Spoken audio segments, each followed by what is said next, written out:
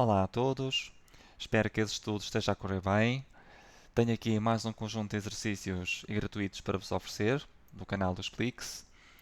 Desta vez sobre a matéria de formulação de problemas de programação linear, que diz respeito à cadeira de investigação operacional, ou como é chamada no Brasil,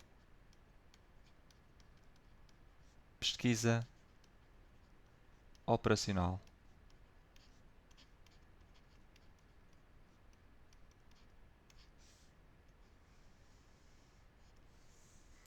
Então, no primeiro exercício, dizem-nos o seguinte: uma unidade de exploração agrícola pretende semear trigo e centeio, dispondo para tal de uma área de 30 hectares.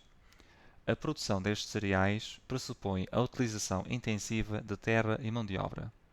As disponibilidades em mão de obra são de 32 horas diárias. Por cada hectare semeado de trigo, são necessárias 2 horas de trabalho diário e para semear cada hectare de centeio, são requeridas 3 horas de trabalho diário. Por sua vez, o número de hectares produzidos com trigo não deve exceder 20 hectares. Finalmente, cada hectare de trigo semeado gera um lucro de 8.000 unidades monetárias e cada hectare de centeio semeado gera um lucro de 5.000 unidades monetárias. Formalize o problema. Ora, sempre que temos um exercício deste género, a primeira coisa que temos de definir são as variáveis de decisão.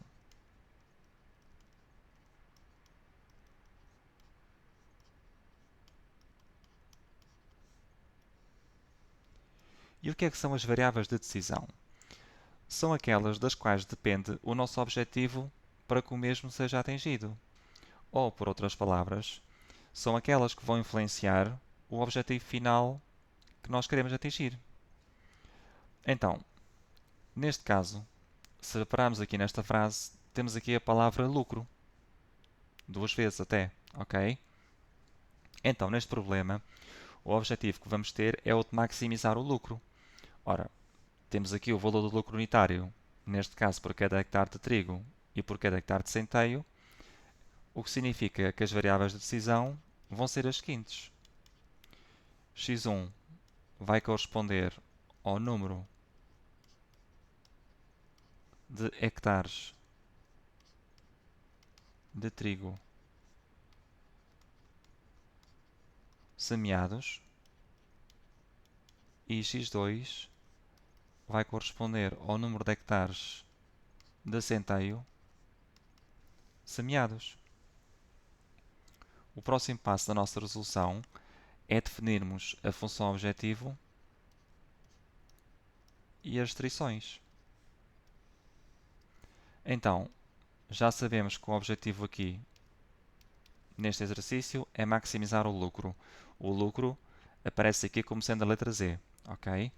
E isto vai ser igual a 8.000 x1 mais 5.000 x2, o que faz todo o sentido, porque temos aqui em 8.000 e 5.000 o lucro unitário por cada hectare e temos em x1 e x2 o respectivo número de hectares de cada um dos tipos de cereais, ok? E isto vai ser sujeito às restrições que vamos escrever de seguida. Então, olhando com atenção para o texto, a primeira coisa relevante que temos de ter em consideração para escrevermos as restrições é quando nos dizem que a área é de 30 hectares. Então, isto significa que x1 mais x2 é igual a 30. E vou escrever entre parênteses área total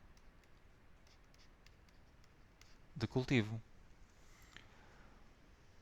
O segundo fator a ter em conta será aqui quando nos dizem que as disponibilidades em mão de obra são de 32 horas diárias. Além do mais, também nos é dito que por cada hectare semeado de trigo são necessárias 2 horas de trabalho diário e por cada hectare de centeio são utilizadas 3 horas de trabalho diário também. Então, vamos escrever a seguinte restrição. 2x1 mais 3x2 menor ou igual do que 32. E vou pôr entre parênteses o recurso que está aqui em causa, que é a mão de obra. E agora uma pequena nota. Temos aqui o sinal de menor ou igual porquê? Porque nós não sabemos de facto qual é o valor de mão de obra que é utilizado. Pode ser 10, pode ser 15, pode ser 20, mas há uma certeza que temos. É que o máximo de horas que podem ser utilizadas diariamente é 32. Daí temos o sinal de menor ou igual. Ok? E isto aplica-se a outras restrições também, em que haja uma capacidade máxima. Passemos então para a próxima restrição e dizem-nos aqui, de seguida, que o número de hectares produzidos com trigo não deve exceder 20 hectares. Portanto, x1 vai ter de ser obrigatoriamente menor ou igual do que 20. Eu vou escrever aqui área do cultivo de trigo. Finalmente, como acontece sempre que temos de escrever restrições,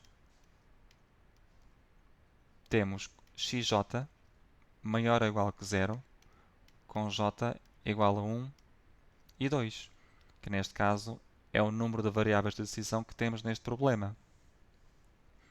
E agora uma pergunta, porquê maior ou igual que 0? Ora, porque as unidades que correspondem às variáveis da decisão nunca podem ser negativas. Por exemplo, neste exercício em questão, nós não podemos dizer que existem menos 20 hectares ou menos 30 hectares. Não, temos sempre de falar em termos positivos ou nulos, no caso de não existirem, simplesmente. E o mesmo se aplica a outras medidas, por exemplo, aos quilos. Não existem quilos negativos ou litros negativos, ok? Razão pela qual o XJ tem de ser sempre maior ou igual que zero. E pronto, está concluído o nosso primeiro exercício. Desejo-vos a continuação de um bom estudo e um grande abraço. Até breve.